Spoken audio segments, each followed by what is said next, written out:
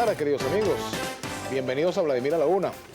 Vamos a recibir a nuestro primer invitado, Julio César Reyes, diputado del Partido Avanzada Progresista. Diputado progresista, ¿te gusta a ti que te diga? Absolutamente. ¿No? Además eres del Estado de Barinas, Julio César. Sí, señor. ¿Cómo está la cosa en el Estado de Barinas? Bueno, Vladimir, en primer lugar, gracias por la oportunidad. Saludo al pueblo de Barinas, seguramente nos están observando, y a toda Venezuela. Los buenos días o los mediodías ya a todos. Muchas gracias por la invitación.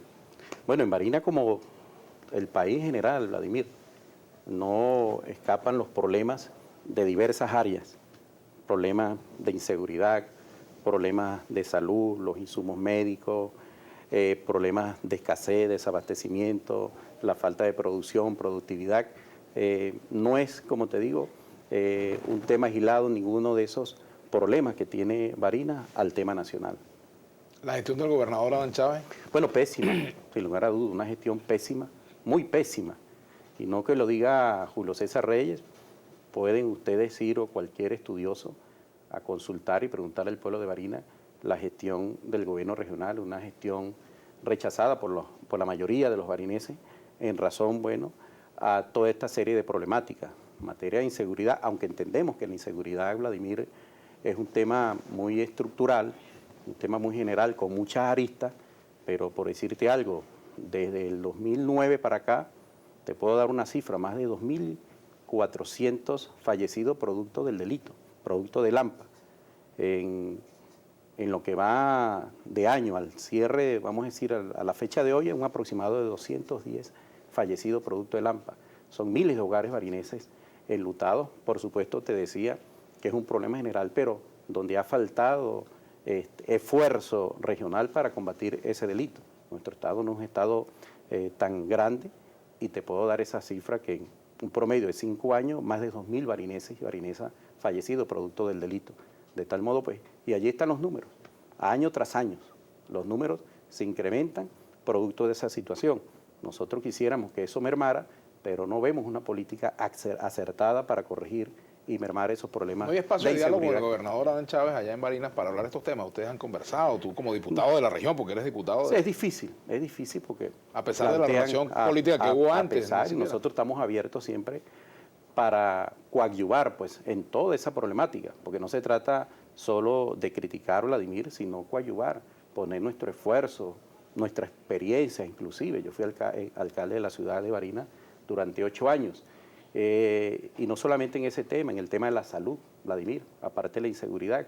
El fin de semana pasado estuve de visita ya a nuestro primer centro asistencial de salud, nuestro hospital Luis Racetti, y de verdad cualquier venezolano podría preguntarse o pensará que en Barinas el principal centro asistencial de los barineses, en las condiciones en que se encuentra, es muy lamentable. Da tristeza, ganas de llorar, ir a la sala de emergencia, el hacinamiento. Me abordaron allí paramédicos, algunos médicos, los usuarios, los familiares de enfermos allí, tirados en una camilla en los pasillos, porque no hay las camas suficientes, no funciona el sistema de rayos X, el tomógrafo, en fin, esa es la verdadera situación. De aquí que nosotros, y desde este programa, hacer un llamado al gobierno regional, al gobierno nacional, inclusive al ministro Ventura, que estuvo de diputado, para que se acerque al Hospital Racetti y vea cuál es la situación, y hablo en nombre de todos esos barineses, Vladimir, que requieren ese centro de salud, y que se ha visto colapsado no solamente ese sistema de salud público, sino que en Barinas tenemos colapsada también los centros de salud privada. Tú vas allá, lo que es la clínica Nuestra Señora del Pilar, la clínica Barinac, producto de que si no funciona el sistema de rayos X, no funciona el sistema de tomografía, no hay cama suficiente, obviamente se va al centro privado y también está colapsado, además de los insumos médicos que hay escasez, por supuesto, en todos estos centros o estos recintos de salud de nuestro estado de Barinas. Y ojalá, y nosotros hacemos voto porque eso sea así, que se culmine el nuevo hospital que se está construyendo desde el año 2006, ya prácticamente 8 años en construcción de un nuevo hospital de la ciudad de Barinas, que estamos seguros que eso ayudaría mucho al Hospital Racetti, que tiene muchos años y seguramente es insuficiente su infraestructura, pero que requiere todo el apoyo, y allí es donde debería abocarse el gobernador del estado como primera autoridad del estado para que eso se culmine y que ello, sin lugar a duda, va a redundar en beneficio de todos los barineses. Julio César Reyes, diputado de Avanzada Progresista. Julio César, las inhabilitaciones, me gustaría una opinión tuya sobre el tema de las inhabilitaciones. Bueno, las rechazamos contundentemente, Vladimir. Nosotros creemos que más que inhabilitaciones se trata como una especie de maniobra política, porque yo tengo entendido, es decir, cuando uno es cuentadante, cuando uno administra la cosa pública, se supone que la Contraloría General de la República, como órgano, el máximo órgano de control fiscal del país, el que tiene que velar por el buen uso de los recursos públicos del Estado, ejerce una sanción sobre funcionarios que hayamos administrado recursos, y se ejerce una sanción de inhabilitación cuando se estima que se le ha hecho un daño al patrimonio público. Por esa razón, no entiendo la inhabilitación de la diputada María Corina Machado, inclusive el mismo exalcalde Enzo Escarano, cuando la razón que se da es que fue tardía su declaración jurada de bienes. Y lo que tengo entendido, hasta donde dice la norma, la ley, es que si tú te retardas, hay una sanción, pero una sanción de multas de unidades tributarias, que no conllevaría una inhabilitación. Por eso nuestra reflexión, y nosotros rechazamos eso contundentemente, y ayer en el Parlamento, en la sesión, se trató de que se debatiera eso, pero obviamente la bancada del PSUV negó el debate sobre ese asunto de las inhabilitaciones, que nosotros creemos que es cercenar un derecho político a una participación electoral que tiene todo venezolano, a menos que haya una sentencia firme, haya delitos comprobados y que obviamente tú no puedas participar porque así lo establece la norma.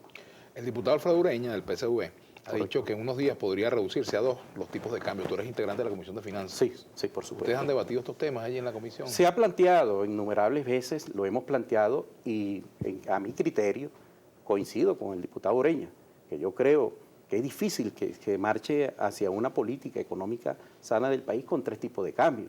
El de 6.30, que prácticamente es inexistente, el de 12, SICA1, y tenemos el CIMADI, que está alrededor de los 200 bolívares por cambio. Yo creo que ir a 2 sistemas únicos, yo iría más allá, a ir a un solo sistema de cambio, que haya la divisa, para poder darle un golpe duro a ese dólar realengo allí, que tanto daño le viene haciendo a nuestra economía, como es ¿Tú consideras, el fulano paralelo? Como lo ha dicho Jorge Roy, que el dólar today es un dólar especulativo? Totalmente, absolutamente especulativo, dañino de la economía, un dólar perverso, y que hay que combatirlo donde sea y como sea. ¿Forma parte de lo que el gobierno llama guerra económica? ¿Crees que hay algo de guerra económica en Venezuela? No. Yo lo que creo, Vladimir, que hace falta una mayor disposición para corregir ciertas aristas de todos los indicadores macroeconómicos del país. Uno de ellos es la política cambiaria, el asunto de las tasas de cambio, y allí coincido con el diputado Ureña, inclusive te decía, voy más allá, a que haya un solo tipo de cambio. El asunto de la producción, de la productividad, que se revisen todas esas situaciones, y lo hemos planteado tanto en el seno de la Comisión de Finanzas.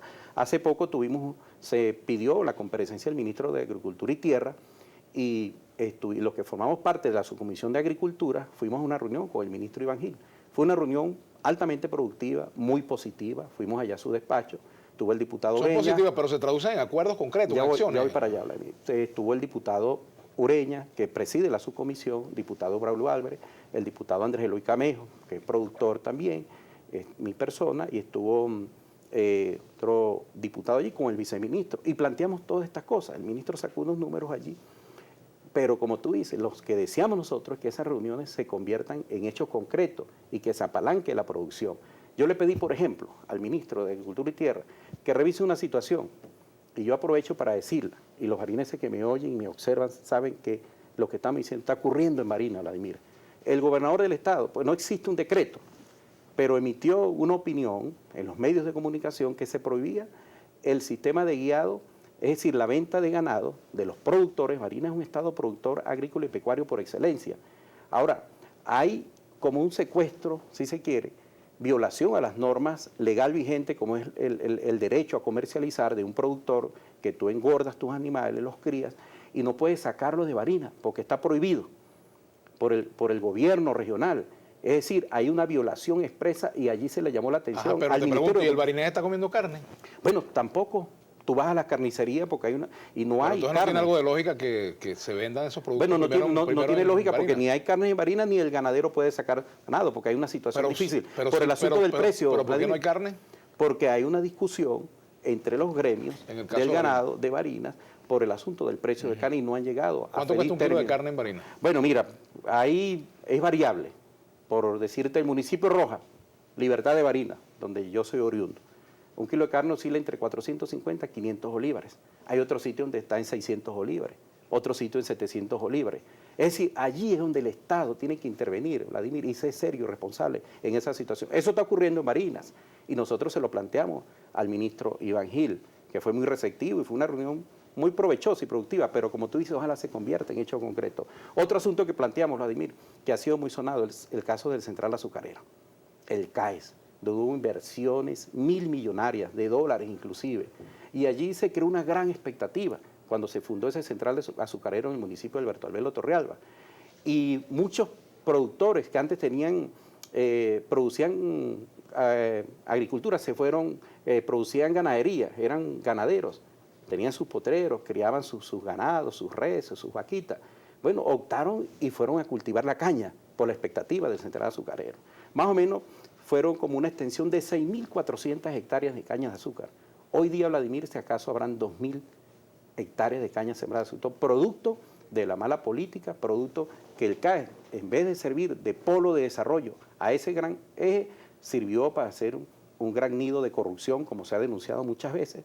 Inclusive han votado mucho personal, hubo hace días hasta detenidos, hubo allí de personal del CAE por protestar, pidiendo reivindicaciones allí en ese Central Azucarero. Y casos como esos, muchos, muchos.